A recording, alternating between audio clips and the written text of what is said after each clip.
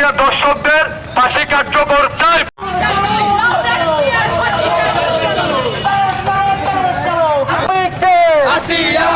প্রিয় দর্শক, আপনারা সবাই জানেন মাগুরার সেই শিশু আসিয়া ধর্ষণের শিকার হয়ে গত এক সপ্তাহ থেকে মৃত্যুর সাথে পাঞ্জা লড়ে আজকে সে শেষ নিঃশ্বাস ত্যাগ করে এবং তার মৃত্যুর খবরটি সঙ্গে সঙ্গে সারা বাংলাদেশে ছড়িয়ে পড়ে এবং বিকেল থেকেই সারা বাংলাদেশে বিভিন্ন শ্রেণী পেশার মানুষ প্রতিবাদ মিছিল ও বিক্ষোভ সমাবেশ করে। তারই পরিপ্রেক্ষিতে ঢাকার বেসরকারি বিশ্ববিদ্যালয় নর্থ সাউথ ইউনিভার্সিটির শিক্ষার্থীরা আজকে সন্ধ্যের পরে প্রতিবাদ মিছিল ও বিক্ষোভ সমাবেশ করে।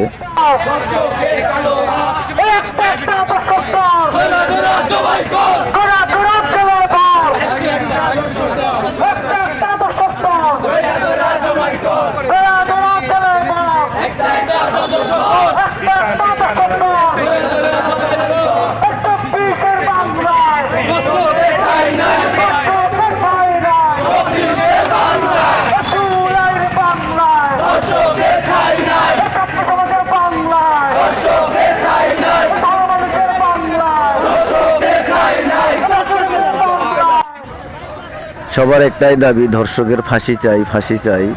এখানে সবাই একটি কথা বলতেছে যে ধর্ষকদের বিচারিক কার্যক্রম করতে এত দেরি হচ্ছে কেন? ধর্ষকদের তো আইডেন্টিফাই করতে হবে না, তাহলে কেন ধর্ষকদের এখনও বিচার হচ্ছে না? সেই দাবি নিয়েই কিন্তু এখানে বিক্ষোভ মিছিল ও সমাবেশ আয়োজন করা হয়েছে।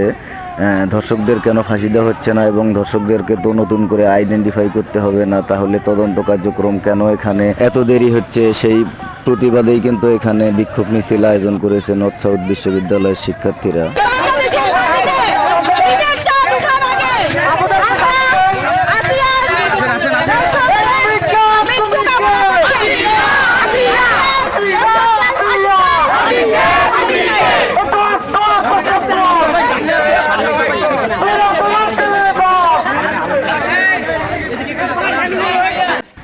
আমরা কিন্তু এখানে দেখতে পাচ্ছি এখানে মেয়ে শিক্ষার্থী যারা আছে তারাও এই প্রতিবাদ সমাবেশে যোগ দিয়েছে এবং সাথে দুইজন ছোট বাচ্চাকেও দেখতে পাচ্ছি আমরা। দুটি ছোট বাচ্চাও মিছিলে এসে যোগ দিয়েছে, আপনারাও দেখতে পাচ্ছেন। এখানে নর্থ সাউথ বিশ্ববিদ্যালয়ের যারা মেয়ে শিক্ষার্থী আছে তারাও ইতিমধ্যে মিছিলে প্রতিবাদ মিছিলে যুক্ত হয়েছে, আপনারা দেখতেই পাচ্ছেন।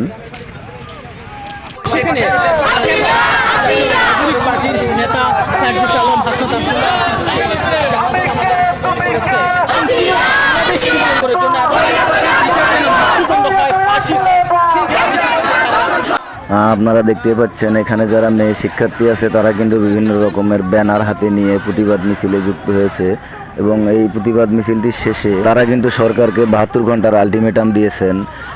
এই 72 ঘন্টার মধ্যে ধর্ষকদের ফাঁসি কার্যকর করতে হবে, সেটাই তাদের দাবি। এবং এই দাবি শুধু নর্থ সাউথ বিশ্ববিদ্যালয়ের ছাত্রছাত্রীদের একার নয়, সারা বাংলাদেশের মানুষের এখন একটাই দাবি, আসিয়ার ধর্ষকদের ফাঁসি চাই, দিতে হবে, দিতে হবে। এই দাবি এখন সবার। আসলে এমন একটা জিনিস নিয়ে আমরা এখানে দাঁড়িয়েছি যেটা আমাদের জন্য আসলে লজ্জাজনক। দর্শন বাংলাদেশের যে পরিমাণ বেড়েছে, আসলে আসিয়ার খবরটা আমরা সবাই জানি, কিন্তু আমরা আসলে কি জানি দৈনিক কি পরিমাণ দর্শনের শিকার হচ্ছে?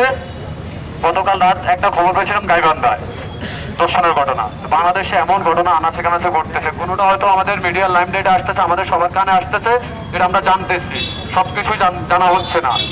আমি একটা কথা বলে দিতে চাই, কোন দর্শকের ঠিকানা বাংলার মাটিতে হবে না। আর আগামী 72 ঘন্টার ভিতরে দর্শনের আইনের নীতিমালা করে সবার সামনে আনতে হবে। 72 ঘন্টার ভিতরে আসিয়ার দর্শকদের বিচার করতে হবে। আসিয়ার দর্শক আইডেন্টিফাই করা, এখানে কোনো তদন্তের দরকার হবে না, কোনো কিছু যাচাই দরকার নাই।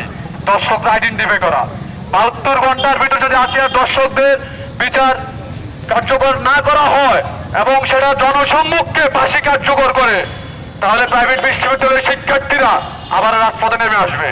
হুঁশিয়ার করে বলে দিতে চাই সরকারকে, 72 ঘন্টার ভিতর আসিয়ার দর্শকদের ফাঁসি কার্যকর চাই প্রাইভেট বিশ্ববিদ্যালয়ের সাধারণ শিক্ষার্থীরা, আর সেটা জনসম্মুখে 72 ঘন্টার ভিতর দর্শনের আইনের নীতিমালাও আমরা চাই।